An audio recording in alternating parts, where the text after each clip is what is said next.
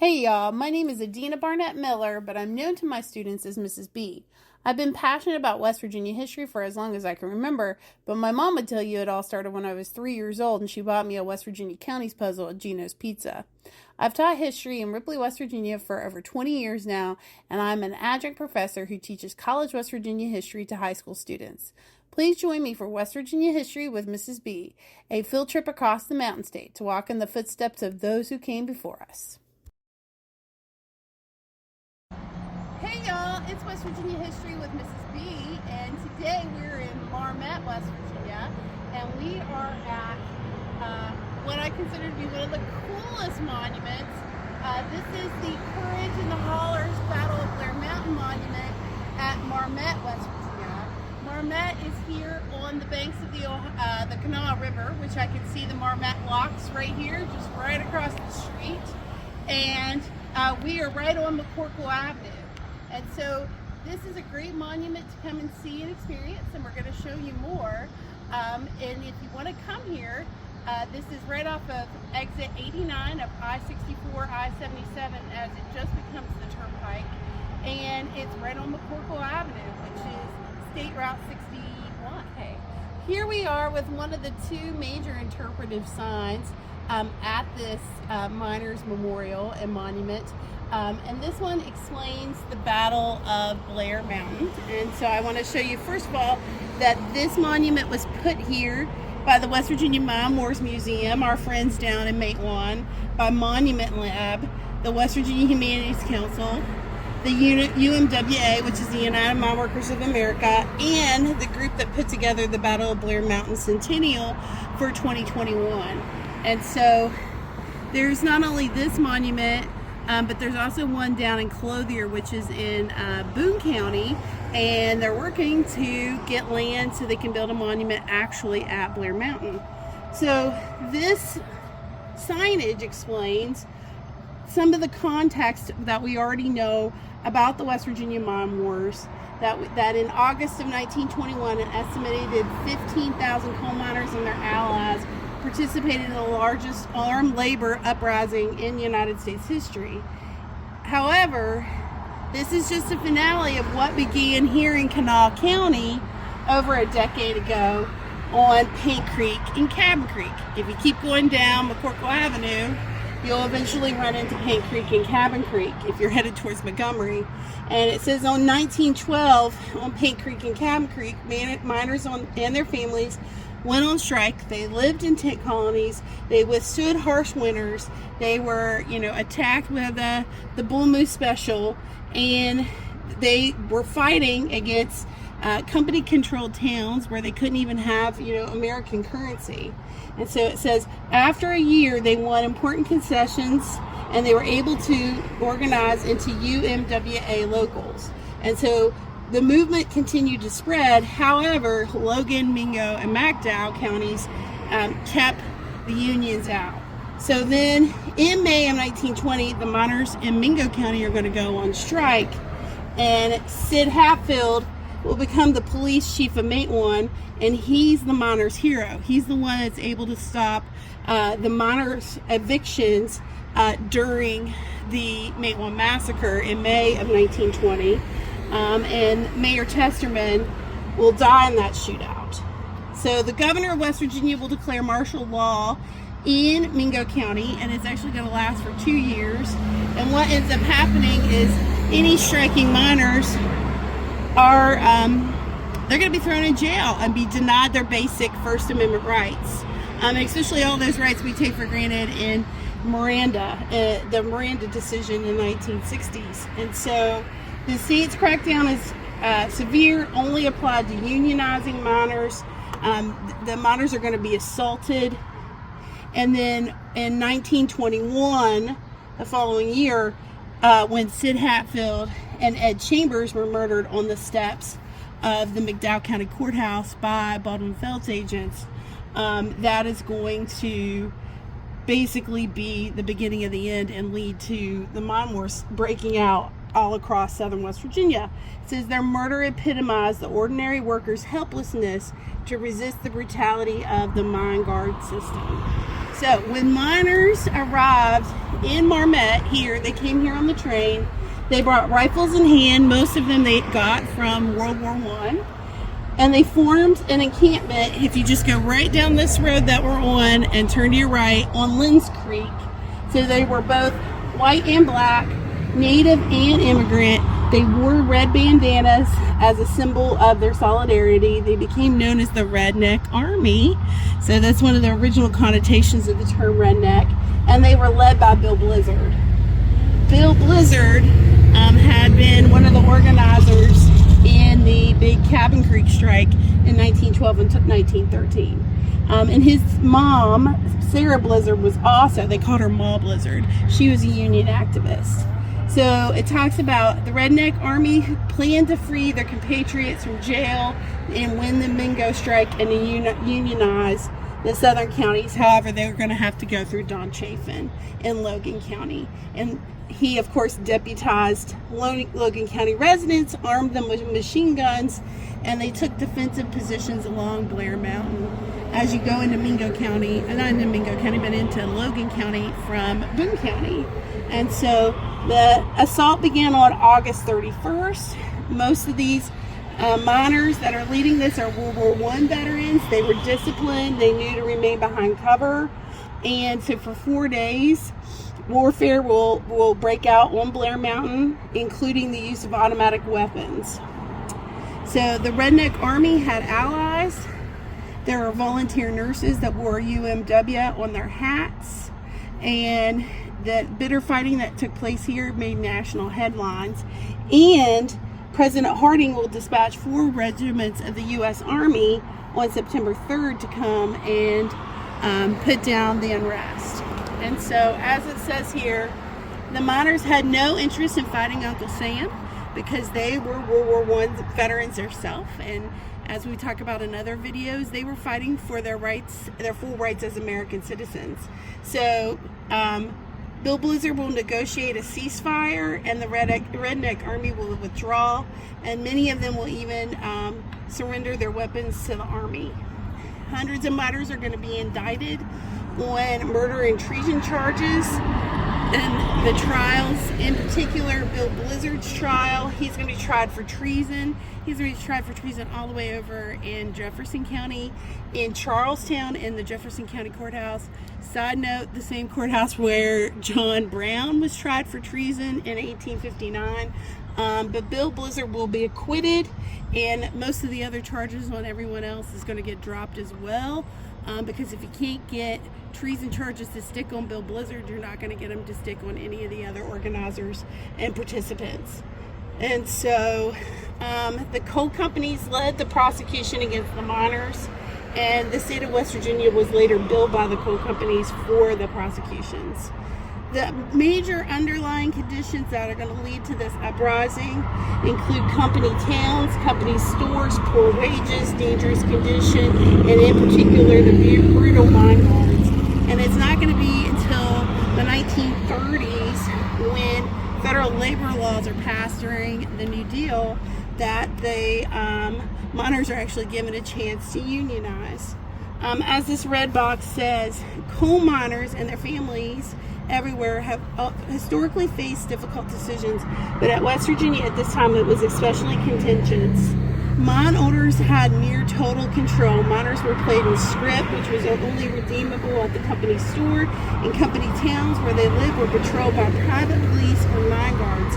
To prevent workers from unionizing, companies recruited immigrants from Europe, African Americans from the South, and Appalachians from nearby farms, assuming their differences would keep them divided.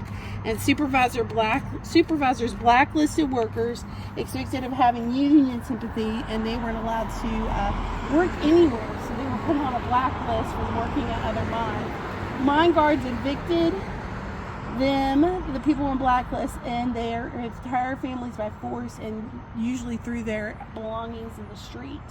And it says, objections to the mine guard system were the miners' principal grievance in the West Virginia mine wars. So let's go check out another one of the songs.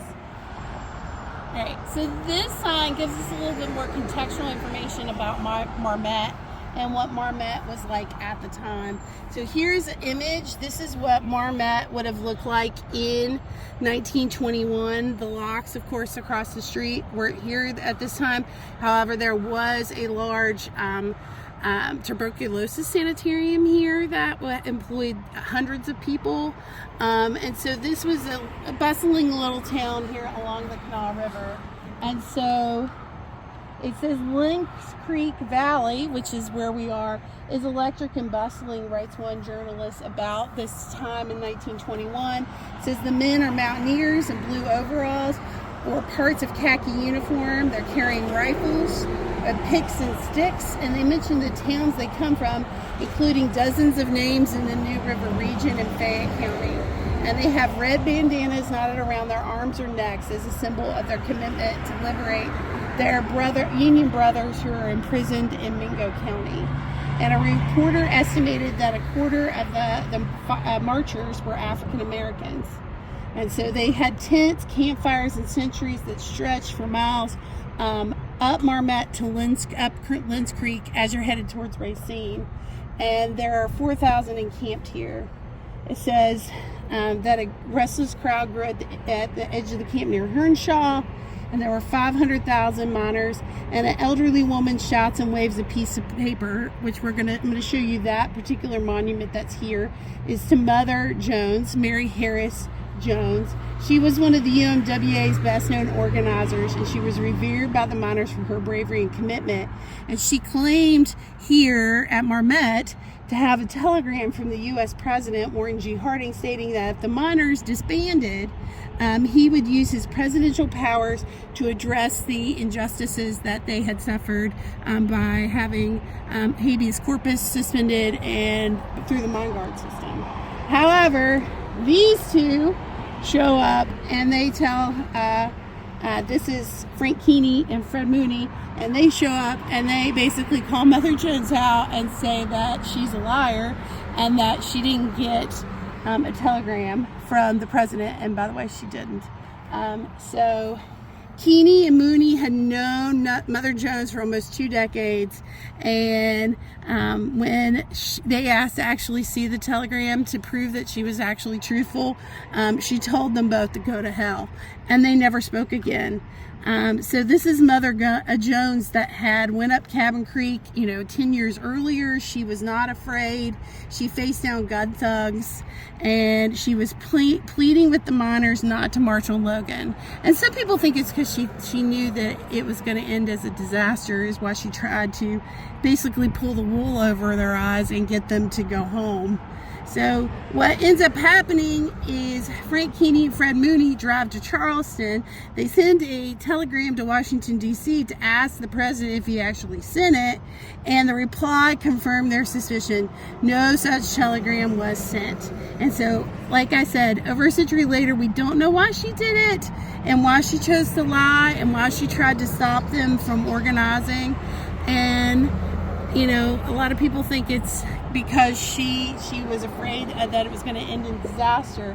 But the reality is Mother Jones will leave West Virginia at this moment on a train, and she will never return to West Virginia ever again. And she'll talk about this moment in her biography, and she just basically said that this is the moment that she had her heart broken. And on this night is also when the miners start marching towards Mingo County in the mine wars. I want to show you this as well. This is a great visual.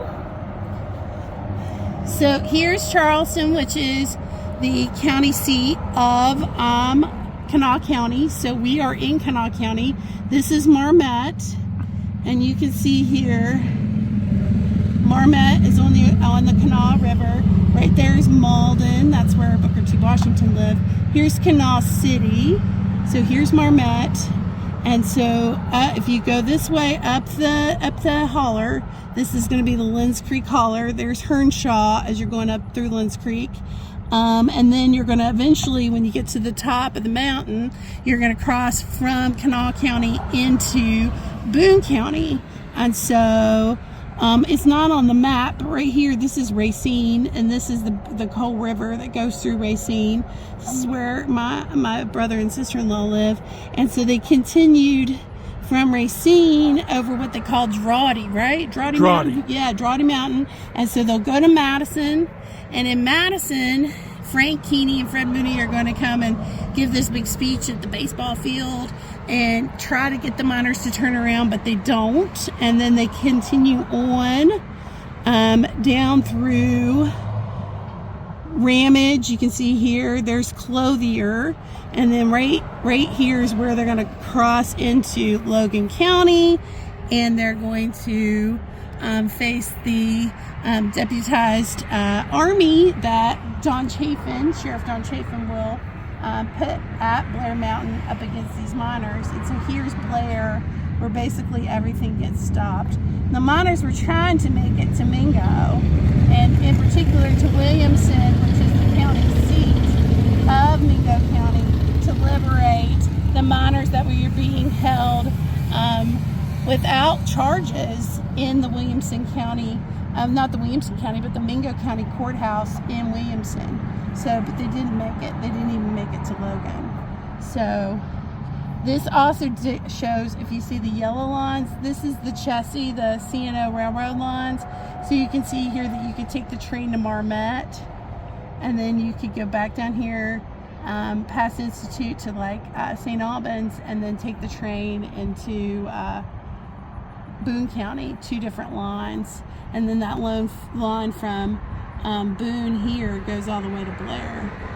So pretty cool map. And then I'm going to show you one more thing here. I mean, besides seeing these amazing statues of both men and women who are armed and have their red bandanas. So away from the monument to solidarity is this monument of Mother Jones. Mother Jones spent 20 years coming back and forth to West Virginia, organizing on behalf of the UMWA. And here she is in all her glory, waving the fake telegram that she said was from President Harding. She was trying to stop the miners from marching further southward. So she gathered them all here at Marmet and tried to talk them into not marching further southward. And this is going to be the place where Frank Keeney and Fred Mooney, who are the leaders of the UMWA District 17, and they tell her basically she's full of crap, try to get her to actually show them what the document says. She tells them to go to hell, and she's never seen in West Virginia again. I hope you guys have enjoyed this little bit of history. This is a great monument to visit. It takes 5-10 minutes to come and see, and it's just extremely well done and very, very touching to see and to think about all the history that took place in a little sleepy town here along the Kanawha River called Marmet. Thanks, y'all, for watching. Please like, share, and subscribe to West Virginia History with Mrs. B on both Facebook and YouTube.